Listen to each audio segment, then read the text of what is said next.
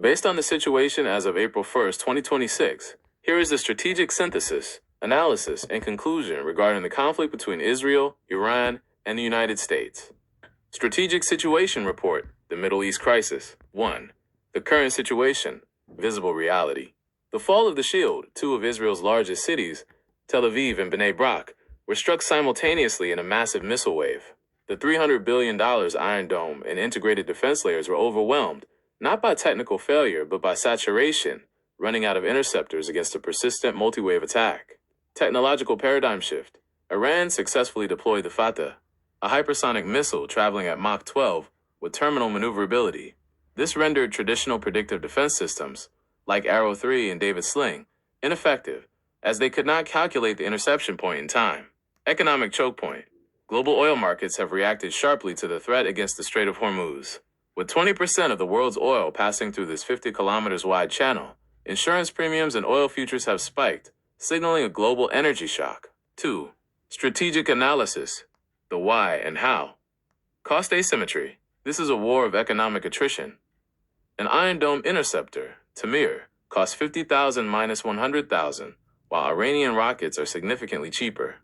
Iran's strategy was to force Israel to waste its expensive inventory on decoys before launching the lethal fourth wave. Psychological warfare. By targeting Tel Aviv, the financial media hub, and Bnei Brak, densely populated, Iran sent a dual message. Israel's economy is vulnerable, and no citizen is beyond reach. This was designed to shatter the public's sense of security. The American promise broken U.S. involvement was built on the assumption that Western technological superiority would deter or neutralize Iranian capabilities. The burning skylines of Israeli cities serve as a visual refutation of this assumption, damaging U.S. credibility as a security guarantor. 3. Synthesis. The deep insight. The crisis reveals a collapse of the old security order. We are seeing a transition from total defense to vulnerable deterrence, technological limits. The event proves that no amount of funding can overcome the simple logic of exhaustion. If the enemy has more arrows than you have shields, the shield will eventually break. Geopolitical realignment. Nations in the Gulf and Southeast Asia are now observing measured silence. They are quietly recalculating their alliances, shifting away from a sole reliance on U.S. hardware toward more diversified diplomatic and defensive strategies. 4. Conclusion and final verdict. The resolution.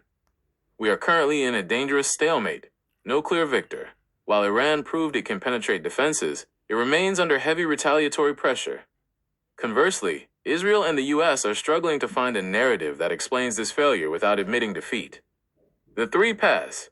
Leaders face three grim choices: maximum escalation, risking global war; quiet diplomacy, via Oman or Qatar; or strategic reevaluation, admitting the current military doctrine has failed. The final word. This is not the end of the conflict.